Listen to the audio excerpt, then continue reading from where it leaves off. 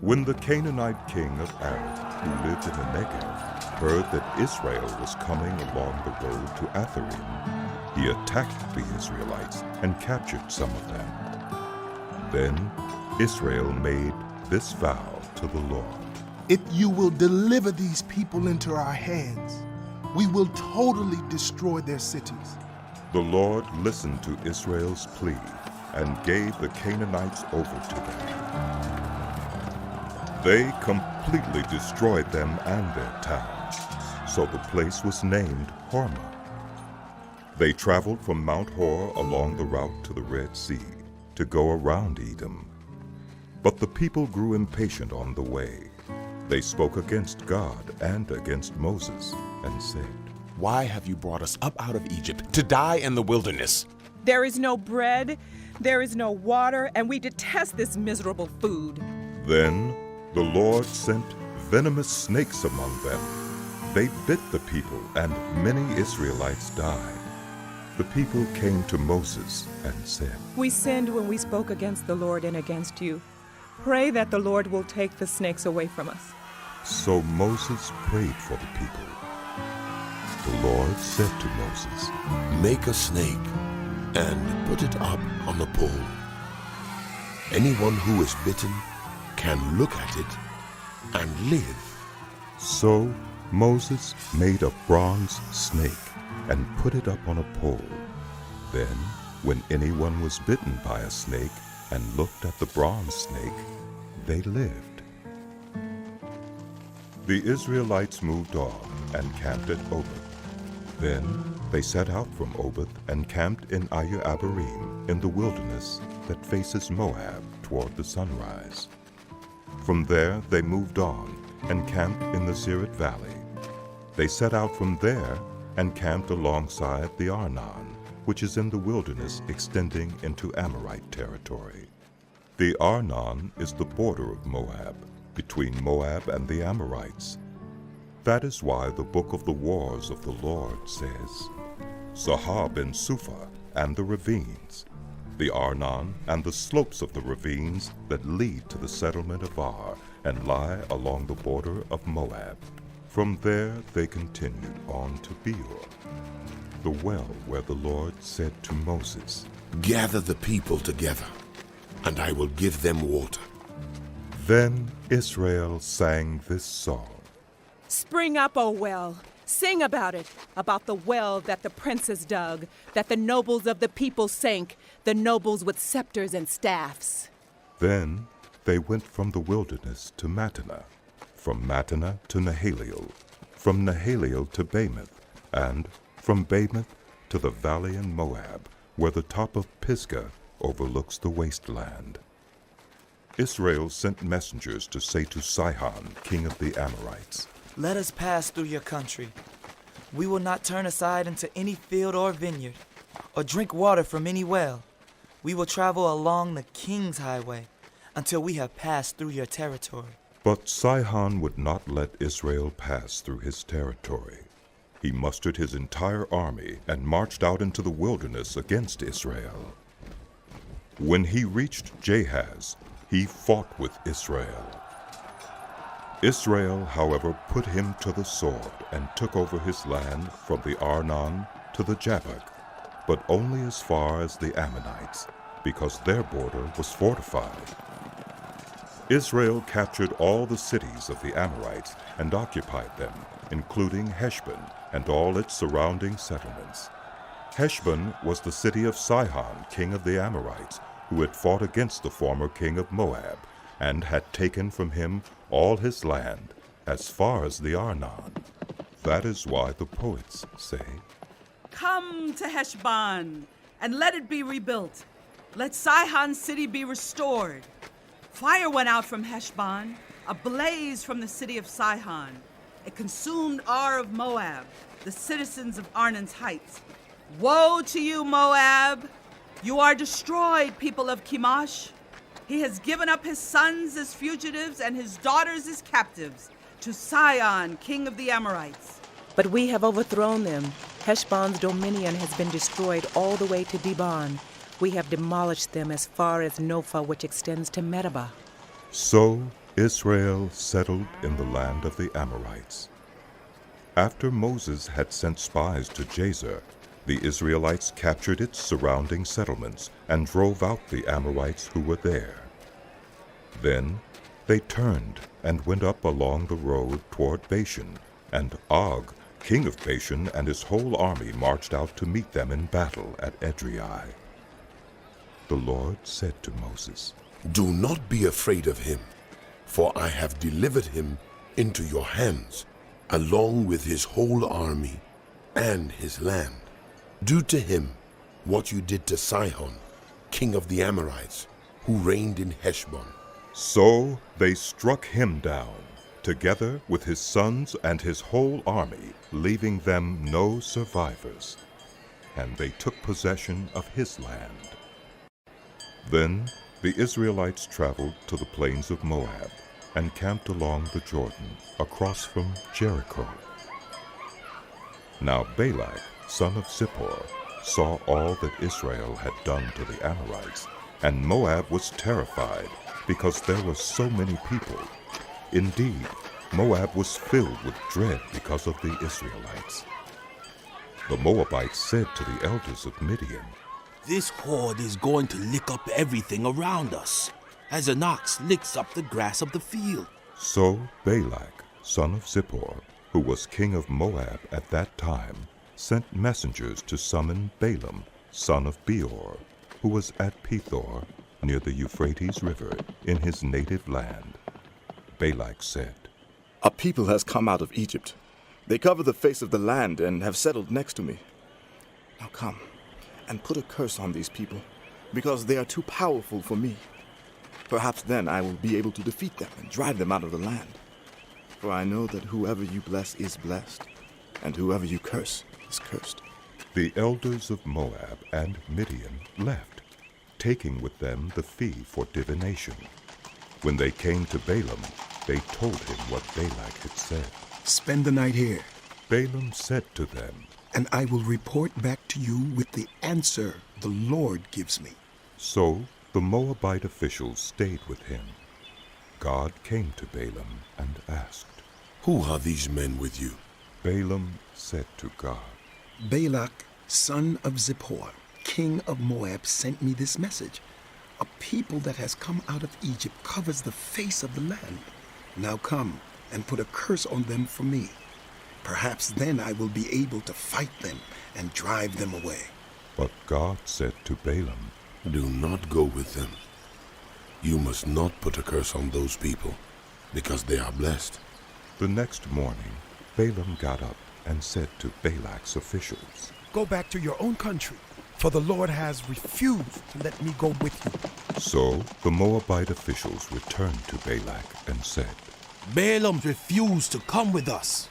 Then Balak sent other officials, more numerous and more distinguished than the first. They came to Balaam and said, This is what Balak, son of Zippor, says. Do not let anything keep you from coming to me, because I will reward you handsomely and do whatever you say. Come and put a curse on these people for me. But Balaam answered them, Even if Balak gave me all the silver and gold in his palace, I could not do anything great or small to go beyond the command of the Lord my God. Now spend the night here so that I can find out what else the Lord will tell me. That night God came to Balaam and said, Since these men have come to summon you, go with them, but do only what I tell you. Balaam got up in the morning, saddled his donkey, and went with the Moabite officials. But God was very angry when he went, and the angel of the Lord stood in the road to oppose him. Balaam was riding on his donkey, and his 2 servants were with him. When the donkey saw the angel of the Lord standing in the road with a drawn sword in his hand, it turned off the road into a field. Balaam beat it to get it back on the road. Then the angel of the Lord stood in a narrow path through the vineyards, with walls on both sides. When the donkey saw the angel of the Lord, it pressed close to the wall, crushing Balaam's foot against it. So he beat the donkey again. Then The angel of the Lord moved on ahead and stood in a narrow place where there was no room to turn either to the right or to the left. When the donkey saw the angel of the Lord, it lay down under Balaam, and he was angry and beat it with his staff. Then the Lord opened the donkey's mouth, and it said to Balaam, "What have I done to you to make you beat me these 3 times? Balaam answered the donkey, You have made a fool of me. If only I had a sword in my hand, I would kill you right now. The donkey said to Balaam, Am I not your own donkey, which you have always ridden to this day? Have I been in the habit of doing this to you?" No, he said. Then the Lord opened Balaam's eyes, and he saw the angel of the Lord standing in the road with his sword drawn. So he bowed low and fell face down. The angel of the Lord asked him, "Why have you beaten your donkey these 3 times? I have come here to oppose you because your path is a reckless one before me. The donkey saw me and turned away from me these 3 times. If it had not turned away, I would certainly have killed you by now, but I would have spared it." Balaam said to the angel of the Lord, I have sinned. I did not realize you were standing in the road to oppose me. Now, if you are displeased, I will go back. The angel of the Lord said to Balaam, "Go with the men, but speak only what I tell you." So Balaam went with Balak's officials. When Balak heard that Balaam was coming, he went out to meet him at the Moabite town on the Arnon border, at the edge of his territory. Balak said to Balaam, Did I not send you an urgent summons? Why didn't you come to me? Am I really not able to reward you? Well, I have come to you now. Balaam replied, But I can't say whatever I please. I must speak only what God puts in my mouth. Then Balaam went with Balak to Kiriath Huzoth. Balak sacrificed cattle and sheep and gave some to Balaam and the officials who were with him.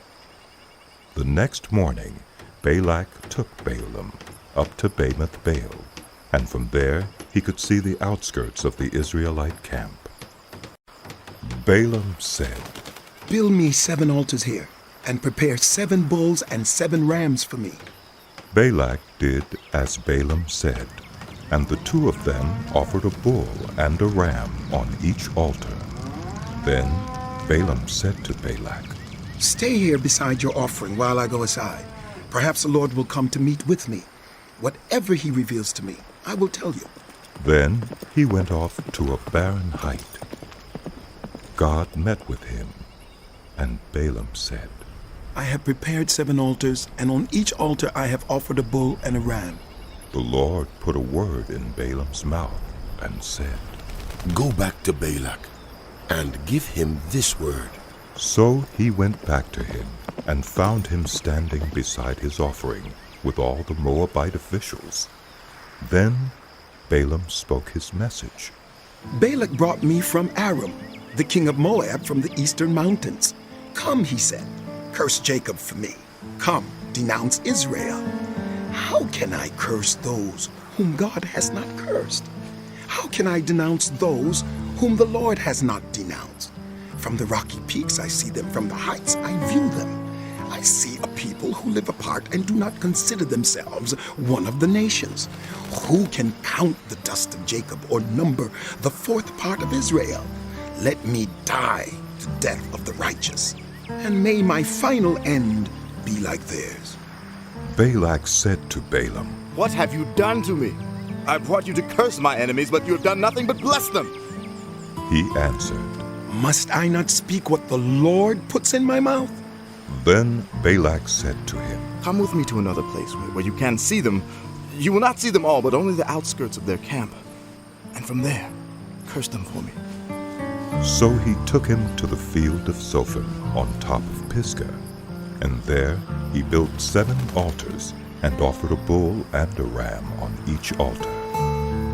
Balaam said to Balak, Stay here beside your offering while I meet with him over there. The Lord met with Balaam and put a word in his mouth and said, Go back to Balak and give him this word. So he went to him and found him standing beside his offering with the Moabite officials. Balak asked him, "What did the Lord say?" Then he spoke his message. Arise, Balak, and listen. Hear me, son of Zippor. God is not a human, that he should lie, not a human being, that he should change his mind. Does he speak and then not act? Does he promise and not fulfill? I have received a command to bless. He has blessed, and I cannot change it. No misfortune is seen in Jacob, no misery observed in Israel. The Lord their God is with them, the shout of the king is among them. God brought them out of Egypt. They have the strength of a wild ox. There is no divination against Jacob, no evil omens against Israel. It will now be said of Jacob and of Israel, see what God has done. The people rise like a lioness. They rouse themselves like a lion that does not rest till it devours its prey and drinks the blood of its victims. Then Balak said to Balaam, "Neither curse them at all, nor bless them at all." Balaam answered, Did I not tell you I must do whatever the Lord says? Then Balak said to Balaam, "Come, let me take you to another place. Perhaps it will please God to let you curse them for me from there." And Balak took Balaam to the top of Peor, overlooking the wasteland.